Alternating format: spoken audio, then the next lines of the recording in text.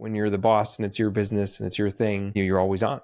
You're just never, there's no off button. And the hardest problems are the ones that always cross your desk, the ones that nobody else can solve, nobody else can deal with. So I think that's what I grapple with most days is like, I'll get a Slack message or a text message or an email that I have to attend to, and it has to be attended to right now. And, I might be spending time with the family, but I have to pause and handle it. I just saw an interview with Brian Chesky the other day, and it was like, he was like, being an entrepreneur, or at least for me, is incompatible with having a family.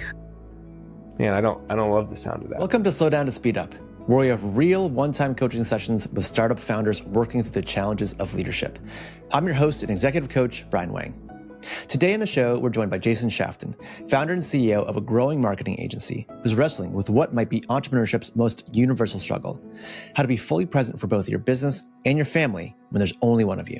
What begins as a seemingly straightforward exploration about work-life balance takes an unexpected turn when Jason reveals a profound personal loss that transformed his relationship with work.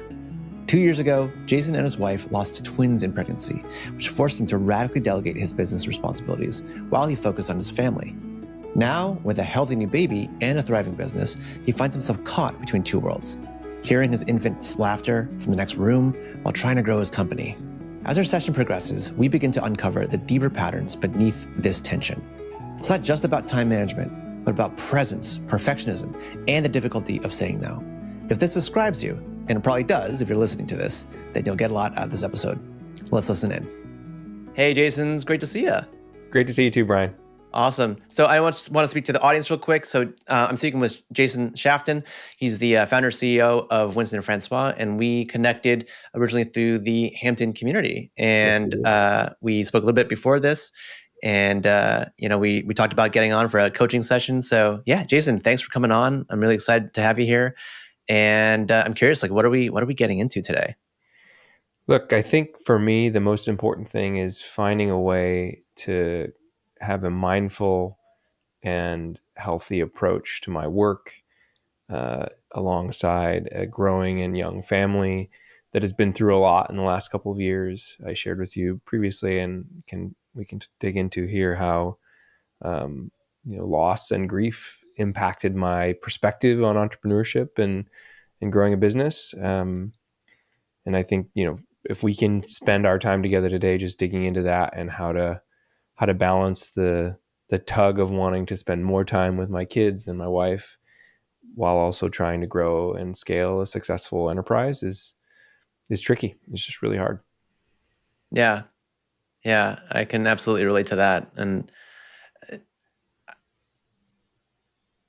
my guess is that you've sort of been wrestling with that question for a while now. And I'm wondering if maybe we can start by just asking, how have you experienced that tension just as you're navigating it? What like, describe for me what it feels like as you're trying to wrestle with it. Yeah, I think it's a sense of profound FOMO or maybe guilt, in that when I'm fully engaged in my work, I still have this nagging desire to kind of close the computer and walk away and just, I hear my almost 10-month-old in the background playing, with our nanny right now. Like, I hear her giggling and laughing, like, as we're having this session. Yeah. And I just want to go be a part of that. Yeah. And I think against the backdrop of having a just terrible loss, almost 2 years ago now. And we should get into that, but I think that's life is exceedingly precious and brief. And so I want to find a way to maximize my enjoyment of it while also facilitating and providing for my family in a meaningful way, which is, those two things are at great odds with one another, it feels like. So the tension, you feel it kind of viscerally when you're at work and you can hear your kid in the background. And it's like you're wanting to be in two different places at once. Is that right? Yes. And I think that's part of the challenge of working from home. I previously had an office, so I could kind of be at arm's length a little bit and not, hearing the fun that's happening in my home. But I have a home office now. And so I think one, it's great. Like I want to go have lunch with my wife. She also works from home, or I want to just pop in on my less than 1 year old who just woke up from a nap. I can, and Mm-hmm. that part's great. But also, I do have to work. I am kind of building a business that requires a lot of my time and attention. And some weeks it's 60 or 80 hours a week. Mm. So I would imagine it's like you take both of those roles really seriously, like to be a really present, loving father and husband. I'm rolling those two together, and then also like to be a provider and a business owner, someone who's like tending to that and taking that very seriously as well. That's right. Yeah, and so this might be a weird question, but what makes those two things feel like they can't kind of work together? I think I've found a good way of them working together. For example, my older daughter, who's almost 5, I take her to school most mornings and pick her up after school and take her to extracurriculars. So I feel like I'm kind of doing a pretty good job there, considering, even though I am working hard. But I think the reason why I feel like the overall there's overall incompatibility between being an entrepreneur and having a family is that when you're the boss and it's your business and it's your thing, um, you're always on. You're just never there's no off button, and the hardest problems are the ones that always cross your desk, the ones that nobody else can solve, nobody else can deal with. Mm.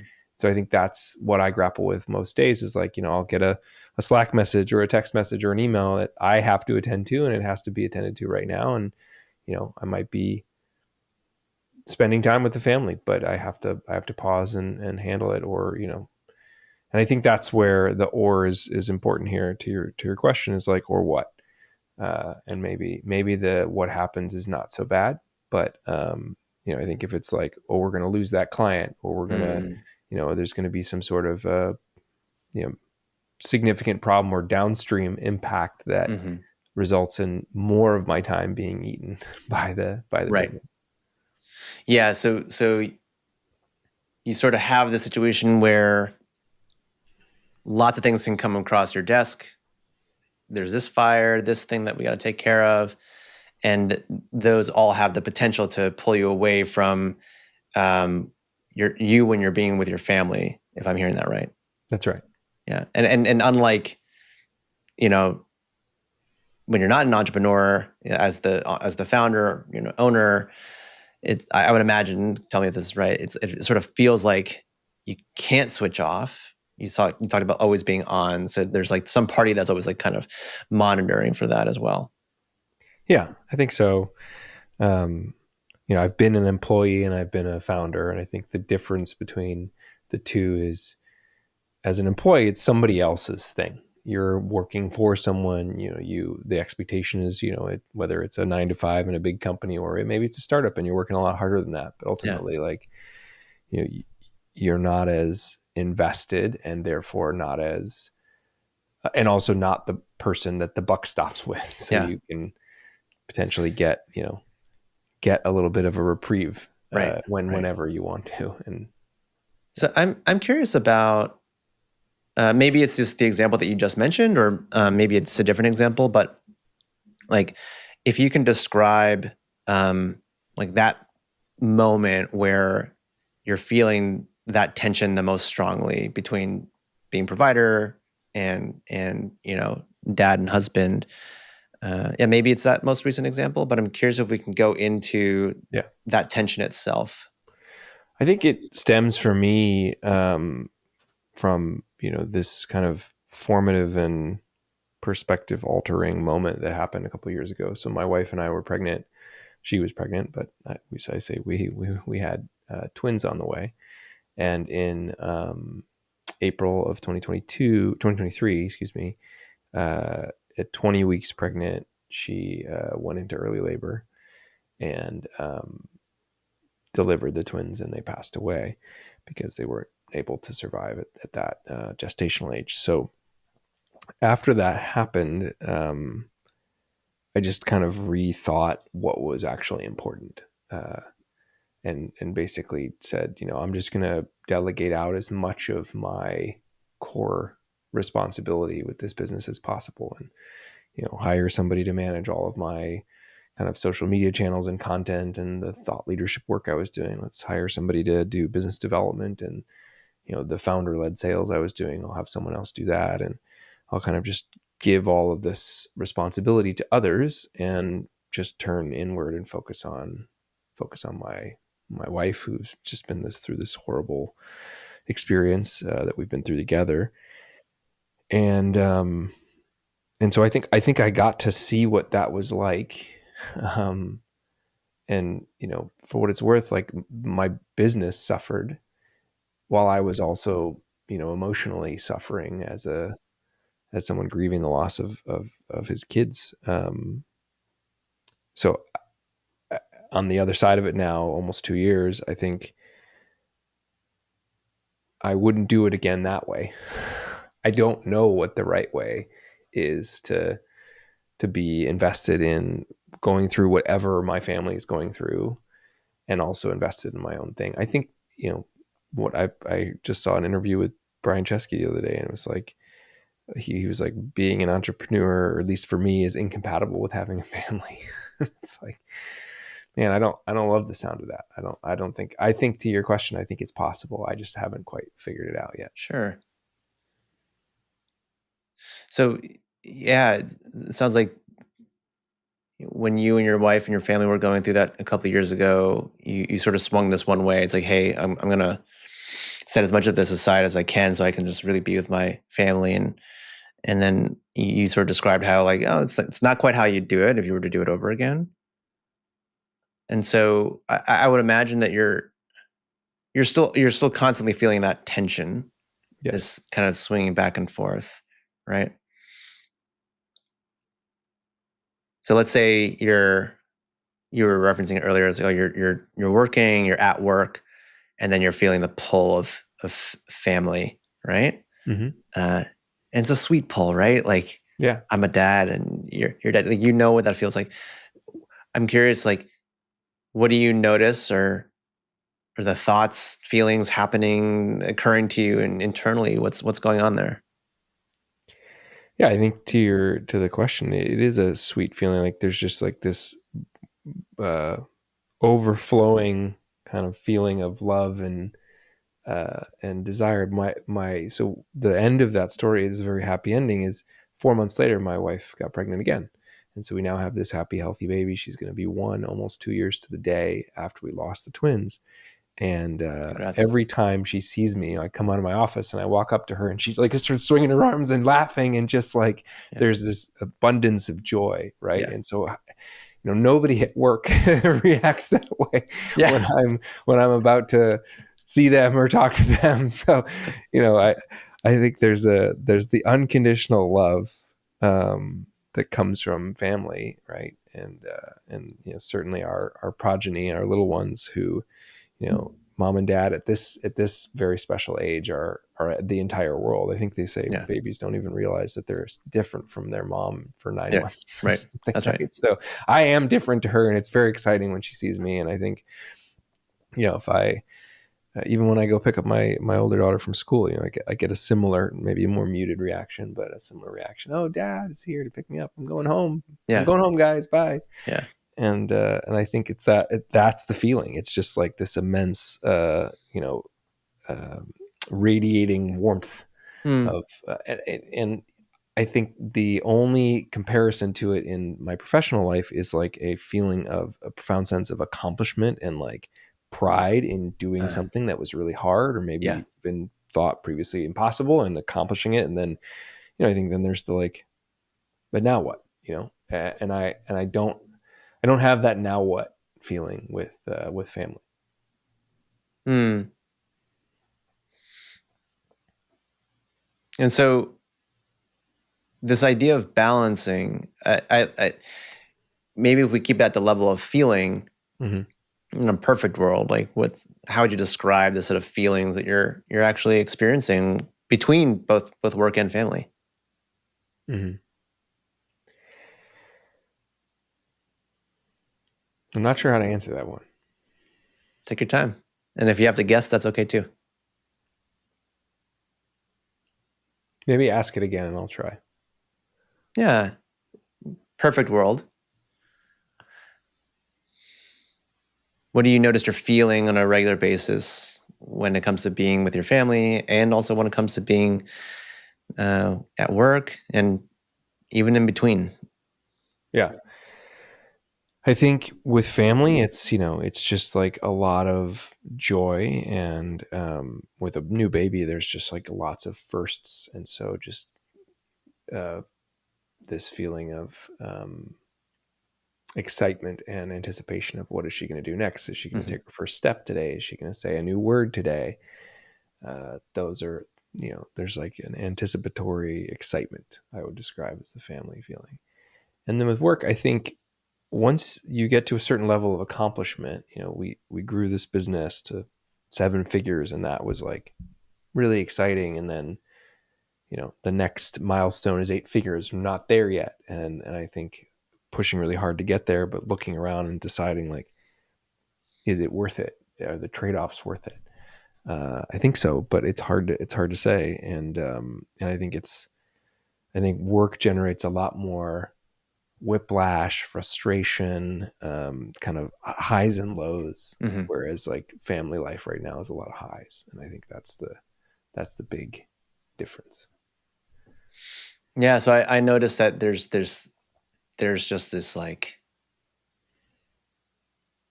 we're raising this kid and we're like, or taking delight in how they're developing and what they're discovering, and there's this joy. And then with work, it's different, but there's I hear ambition. We're going to take this thing on. We're going to achieve this goal.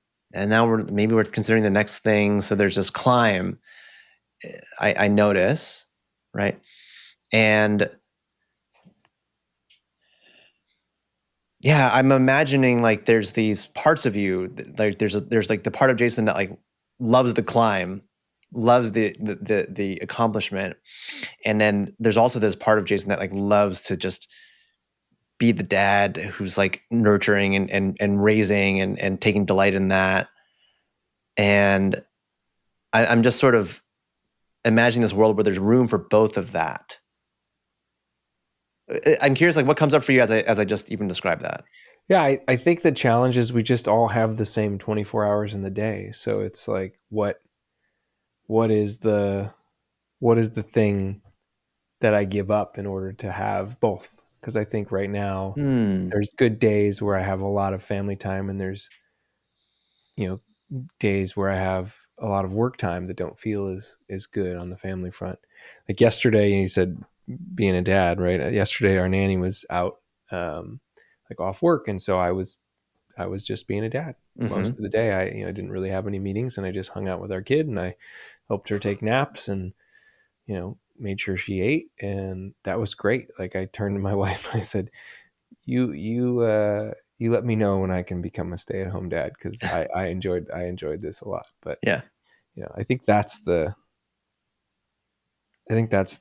challenge maybe, and the stigma of like, even saying that feels weird to me. It's like, oh, can I say that? Like, is somebody going to hear that and be like, well, he's not serious about what he's trying to do professionally if he just wants to be a stay-at-home dad? It's like, I think both things can be true, to your point, to your question, but it does feel like there's just a finite amount of time, and it's very hard to try to do all of it very well.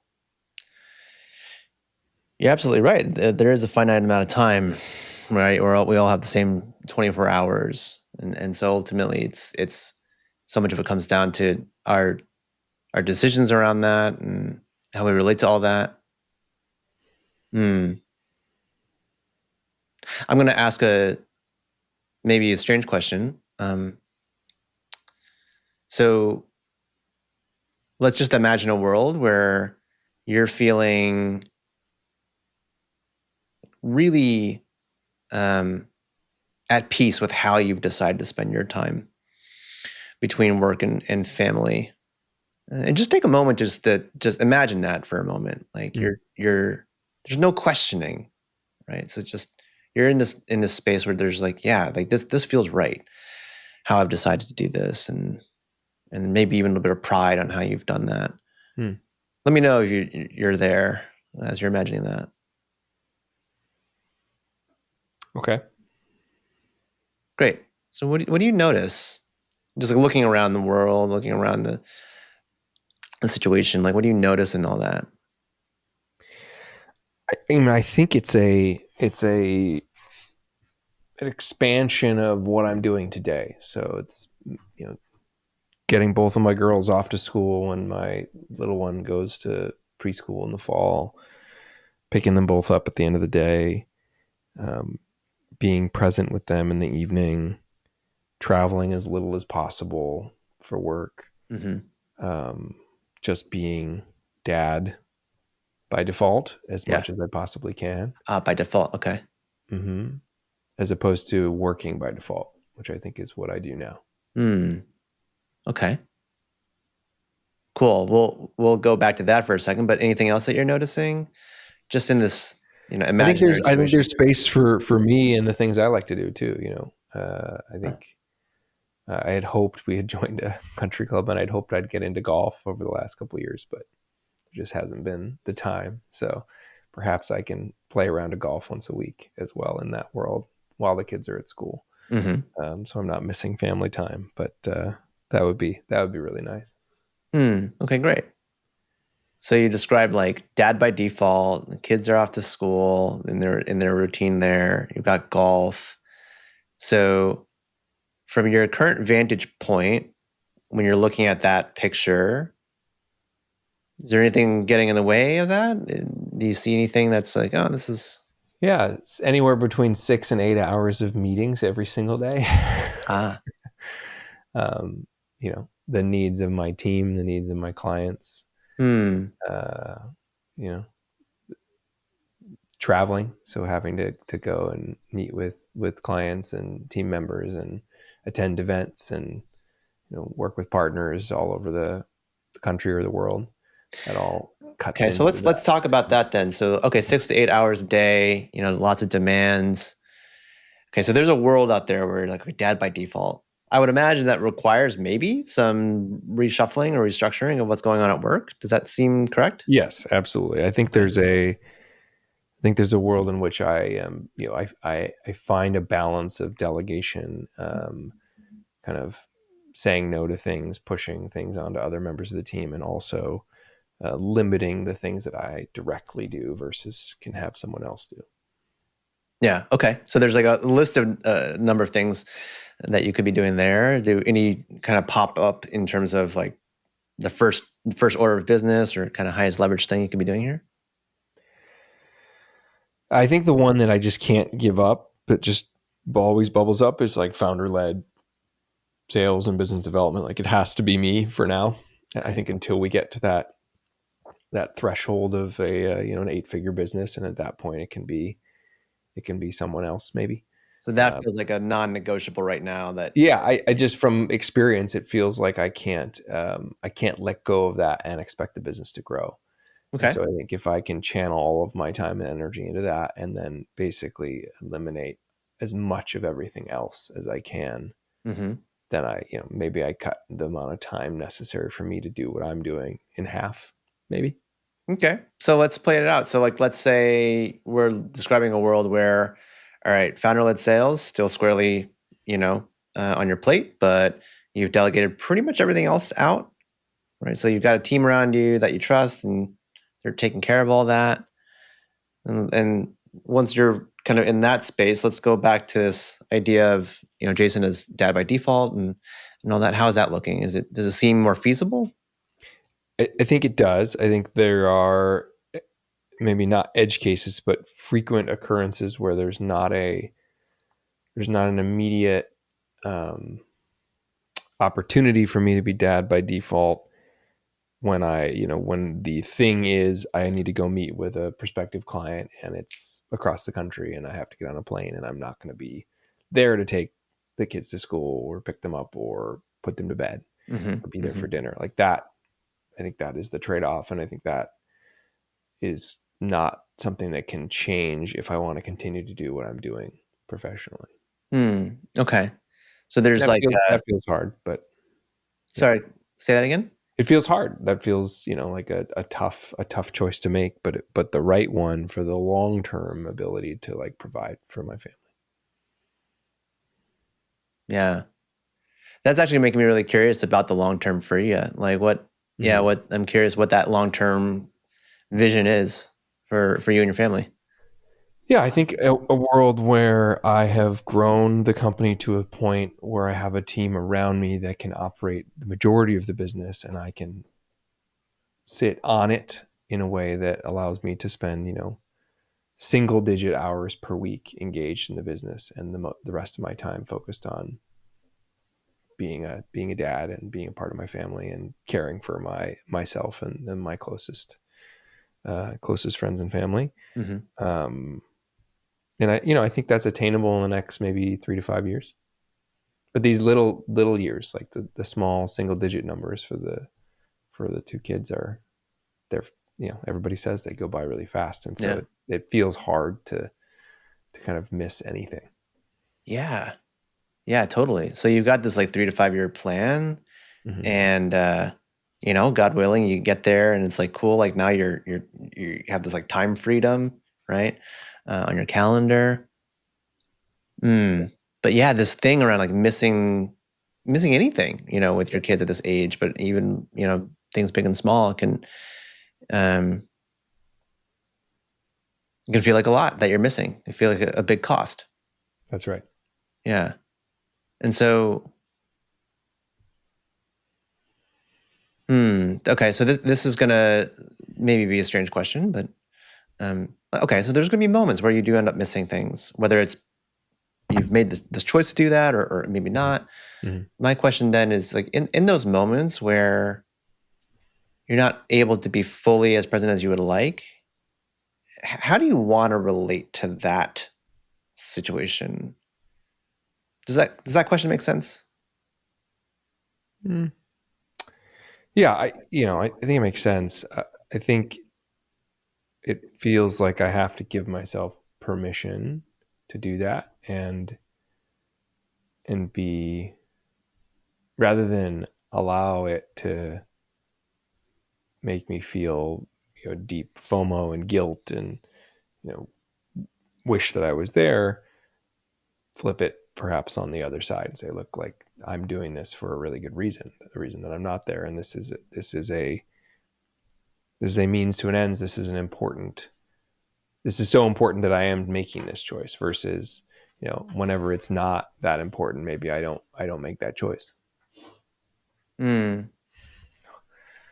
Hold on one second, one of my dogs just came in the room. Yeah, yeah, yeah. Hey, what are you doing?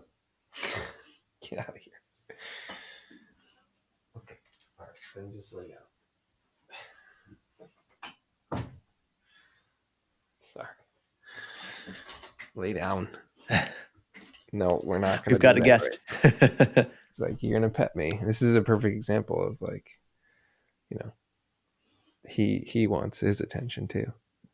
Yeah. Sounds like there's a lot of people in your life who want your attention. Yes, it's not a bad place to be. I am loved. I feel the love. Even the Mm, even the small animals want my attention. yeah. Yeah. So the question that's bubbling up for me is no matter what you choose, whether it's to be with the family or to be at work, how do you approach all of that from love? Yeah, I think it's there's like a self-love component, right? Like, this is okay because it's what I'm choosing for me and for my family, and like I am proud of myself. I am capable of being a dad, and default dad as much as possible, and also work dad who's got other stuff he has to do too. And I think there's been moments now that my daughter's almost 5 where she'll turn to me and say, Dad, stop working, come do this thing, or get off the phone. Mm-hmm. I think we were at Disneyland, and I was on a work call, and she said, Dad, get off the phone. And then what Okay. did you do? I think I finished the call and then I got off the phone, but it was important enough to take while I was at Disneyland. Yeah. In Yeah. fairness, my wife works for Disney, and we get to go a lot. So Sure. it's not like the once every Yeah. 2 year Yeah. special trip. For my daughter, it's like going to the playground down the street. She doesn't Mm, quite understand the significance of Disney. yeah. And so Yeah. Okay. So in that moment where your daughter was pulling at you, you had to finish the call. Like, what does it look like for you to relate to all that from love, including self-love? Yeah, I think it's just, saying to her very sweetly, like, "Hey, honey, I'll be there in a second. I, love you, and just give me a minute." And then, being extremely focused with the time I am working to say, like, "All right, let's be clear about what we need to accomplish in the remaining moments of this conversation, so that I can wrap it up." And also, just, as much as it feels really shitty to have my daughter be like, "Get off the phone, Dad, stop working." Yeah. Acknowledge that, like, hey, I'm I unlike her, I do have have a job and have to work. Yeah. And I look, I long for the days when I don't, but we're not there yet. Well, what I heard in what you described, Jason, just now was like, turning toward your daughter, like acknowledging that she's asking and letting her know that you will be with her, like at this Hmm. time. And I also heard this like intentionality. It's like, hey, I hear you. I'm gonna be with you. Let me finish this. You had this intentionality of even getting on the call and then finishing the call. Hmm. And you mentioned focus, and I hear that also as presence. Right. So in all the things that you're doing, can you just be present with whether it's being with your daughter or your family or being on that work call, right? There's this element around whatever it is that you've chosen to do that can you be fully present in that moment? Yeah. How does that land for you? Yeah, I think that's right. And I think that, that also comes up with my wife, right? Like, you're working too much, you're on your phone too much, pay attention to me, Mm, to your kids, be here, be here with us, be yeah. here So with how you. much of this question around like how do I balance this is a question of presence? I think most of it. Mm, Yeah, it goes back to my comment about always being on, right? Like, just always, the notifications are always on. The phone is almost never on do not disturb unless I'm sleeping. yeah, yeah. There's one thing I know about kids. This applies to spouses too, but that's what they're wanting is just that full presence. Yeah.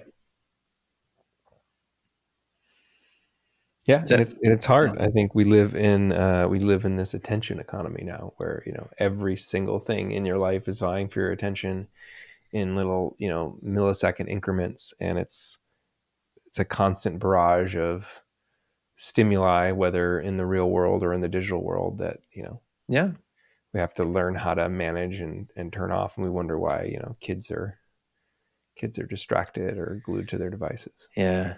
It can be in some sense a act of courage to opt out of that, even in certain time windows. Yeah.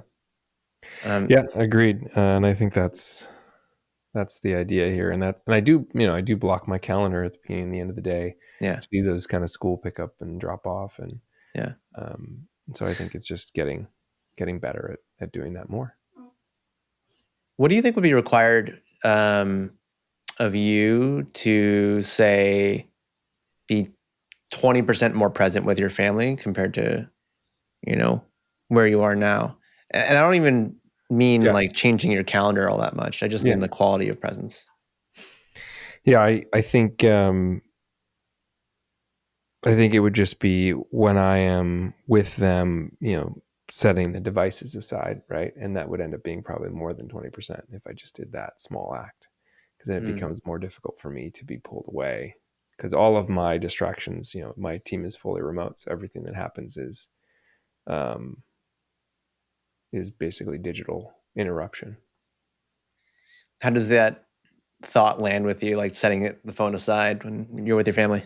Yeah, I mean, I attempt to do that sometimes. I don't do it enough. I think the challenge is that there are moments where, like, doing that is potentially disruptive to ongoing opportunities that that I may miss because of timeliness. Hmm. So that's I think when those are in play, that's not really an option. But when there isn't something like that that's highly timely, there's no reason not to just set the phone aside and take the watch off.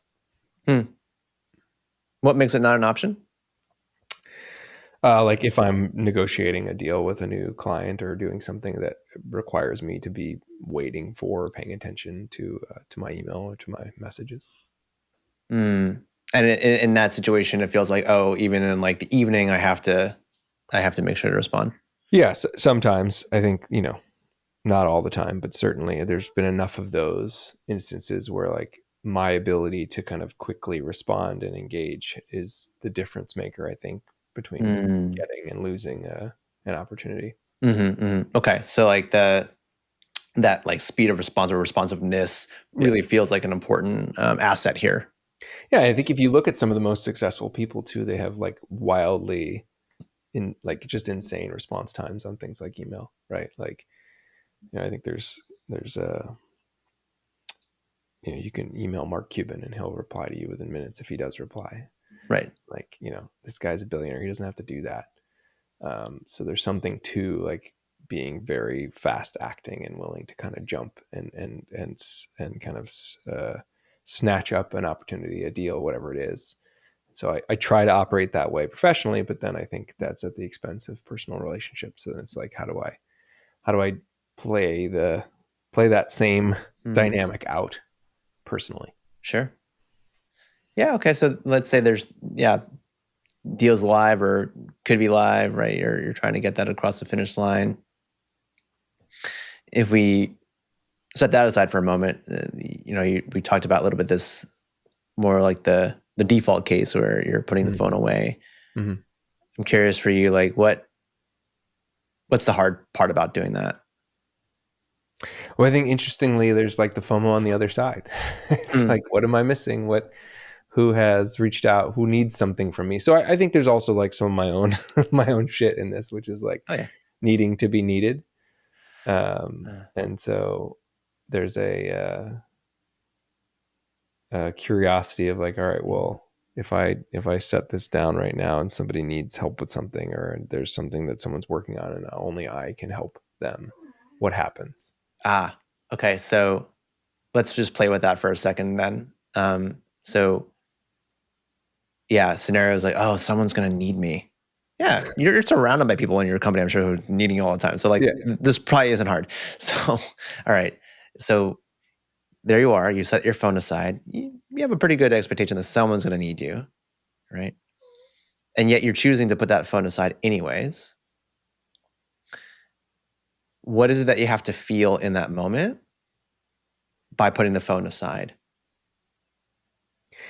Yeah, I think I have to feel the pull of the priority is the family. I have to feel a reminder that the joy of this family time and seeing my tiny baby take her first steps is more important than whatever thing someone needs from me. So there's this like prioritization thing. It's like, no, my family is more important than the others that are, kind of DMing me or whatever it is. Yep. Yeah. And so in that act of saying yes to my family, no to, whatever my teammates are asking of me or whatever, there's like the side of like, oh yeah, like this is more important with my family.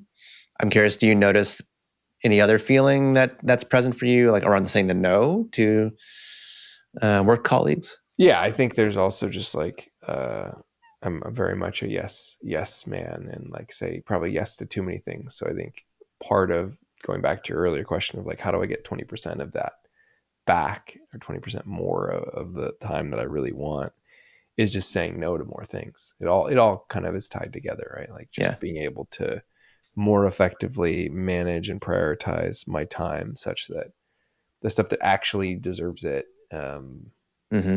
gets it. I think there's a underlying like just level of OCD and perfectionism inside of me that has helped me get to where I am, but also results in me obsessively clearing my inbox to zero and having no unreads across all of my various communication apps. And it's like then I see my wife's like email has tens of thousands of unread emails, and she doesn't care, and she's like, it doesn't matter. Yeah, I totally get that. And so One way to look at this is, yeah, so it's like, okay, I have this habit of saying yes to people. Like I don't like to say no to people. And largely what's going on there is there's like some feeling that like I really don't want to feel by saying the no. Like I'm rejecting this person or I'm going to lose Letting somebody control. down, I think. Yeah. Yeah. Is that the thing? It's like, oh, if I say no to this person, that now I have to let them down?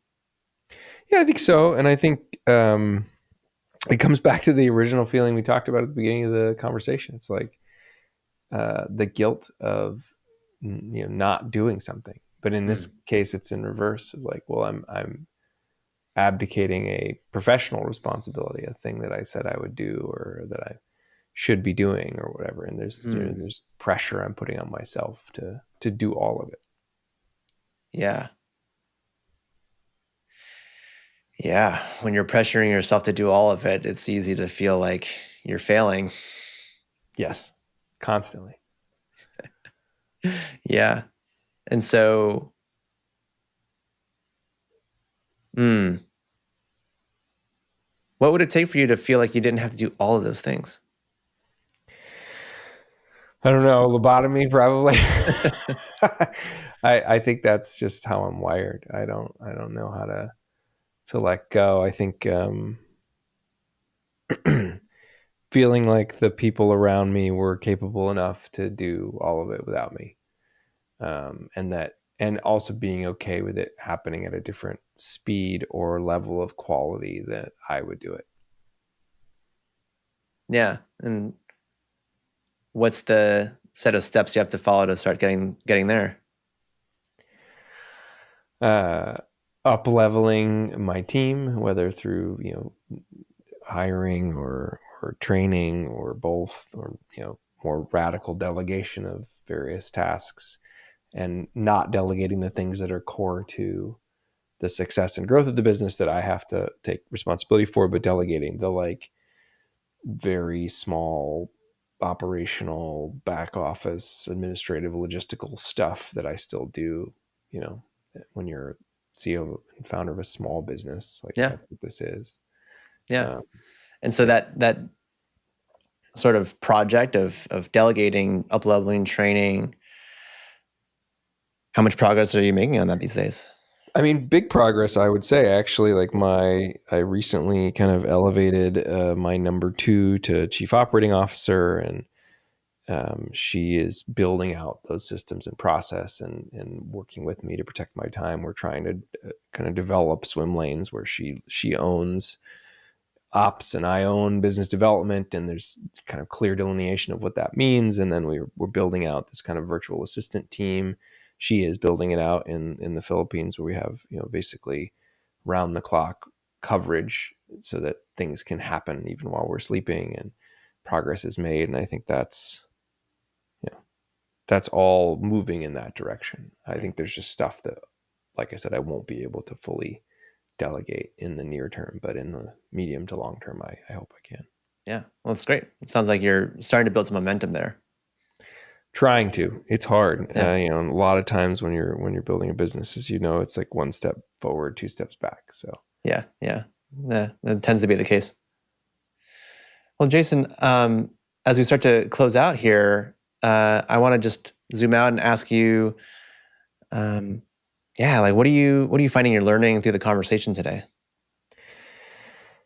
I think the number one thing I've learned is that a lot of the answers to these hard questions, I already know them. They're just hard to accept, right? Like being more present and taking the steps to free up my time and enable me to be more present are all things that, like, I know what I need to do. There's a reluctance, maybe, and a resistance to doing it. And there's a safety and comfort in doing things the way I've always done them. But I think growth is pushing ourselves through those particularly hard and seemingly like impossible barriers of our own design. and Yeah. and I think you highlighted a bunch of things that I can just like, or you helped me get to a bunch of things that I can just start doing. Well, I I wanted to say thank you for, being willing to surface some of those resistances and yeah, those are absolutely the places to look. And I would encourage you to spend some time with them, because that's, as you know, that's where the growth is we start to find where the resistances are and start to lean in a bit. I'm gonna do it, and I'm gonna report back and share my progress with you, and hopefully this is the start of many big changes and big moves. There you go. All right, Jason, thank you so much. It was a pleasure spending time with you. Thanks for making the time, Brian. The always-on mentality is incredibly common among founders and high achievers. We wear our constant availability like a badge of honor, believing that immediate responsiveness is the key to success. In reality, this perpetual state of distraction prevents us from being fully present in any area of our lives, whether with our families or even with our most important work. As a father myself, I deeply relate to Jason's struggle. I know firsthand how difficult it can be to silence the mental chatter about work when I'm with my kids. It's a constant back and forth between anxiety about your business and guilt that you're not being the dad you want to be. With Jason, we saw how his perfectionism and need to be needed were keeping his notifications constantly active, preventing him from being fully present anywhere. And yet he knows that in order to become dad by default, he needs to give himself permission to feel uncomfortable when saying no to work demands. The most powerful thing here was Jason's realization that many of the answers he was seeking weren't mysteries at all. They were truths he already knew but found difficult to accept and implement. I found this in my own life too. The solutions are clear, we'd just rather find reasons they aren't. Whether you're building a company, raising a family, or doing both simultaneously, presence is the ultimate currency. And sometimes the bravest thing we can do is turn off notifications, embrace the discomfort of not being needed for a while, and be fully where we are. If you found something valuable in this session, please share it with another founder who might be struggling with similar challenges. Thank you for listening, and see you next time.